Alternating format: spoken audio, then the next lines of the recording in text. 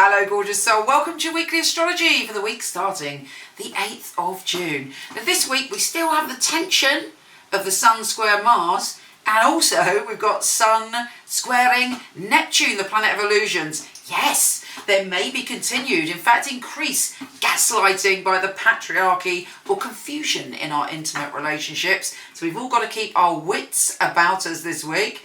As there's not that much going on other than the confusion, I thought I'd put a few cards at the end of this weekly just to give you a bit more wisdom. Here's your weekly astrology.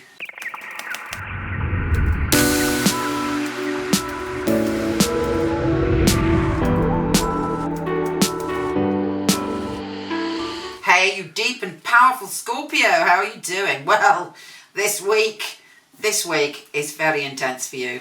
On the one hand, you should be in a good place. Well, as much as we all can be in these tempestuous times, but you've got this sense of you're really creative this week and you're really kind of bouncing around, wanting to see the good in situations and wanting to really connect with people on a heart level.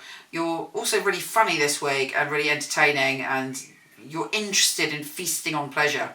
But you might be tempted to feast on things that are a bit naughty, hidden or taboo. What's partially your nature, I know. But this square with Mars and Neptune is making things very unclear. So you might mistake something, like for instance, you might mistake something for love when it's really obsession.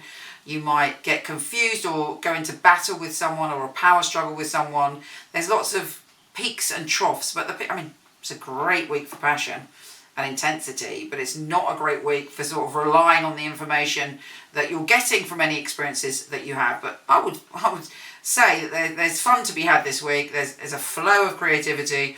There's a sort of optimistic flavour, but there's also a bit of a battle and a struggle going on. So it's about finding your way through all of those things. Let us see if the tarot has anything to add on those topics for you, wonderful Scorpio. Hold on one second.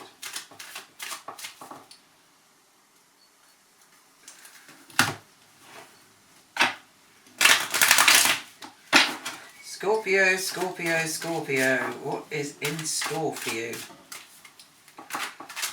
Scorpio. Okay, Scorpio. Oh, you got the whole world in your hands, as the song goes. There could be a peak experience this week, which does not surprise me looking at the energy around you. What is your goal? What is it you want to feel whole? This week, something is heading in your direction. Also, your heart chakra is open. You're more Queen of Cups than Queen of Swords, even though technically the Queen of Cups is a Scorpio, Cancer, Pisces or Scorpio. Sometimes I find that the Queen of Swords, the protective side of a Scorpio comes up as Queen of Swords. But you're in your heart-centered place this week, and through that, you're manifesting great things. Yes, you're protecting yourself, maybe because you're so open, and then something may happen that hurts you, and then you automatically put your tail up. There are conversations about where you're living in your home. Obviously, you're not allowed to invite people into your home, but it wouldn't surprise me if you accidentally do this week, and I'm obviously not recommending that, but I see that, or maybe they're in your garden if you're in England, it's 6 foot away from you, but you're joining forces with people. Maybe it's a Zoom party, but there's a lot of energy of emotional connection. And you've got the Lovers here, which is mirrored perfectly in your astrology. You're passionate for life, you're passionate for lust and love. Yes, and there should be a peak emotional experience. Your cup runneth over with love. There's a lot of joy to be had if you avoid the conflict with somebody you're close to. Take care, gorgeous. Come visit me on Instagram at Michele Knight. Lots of love.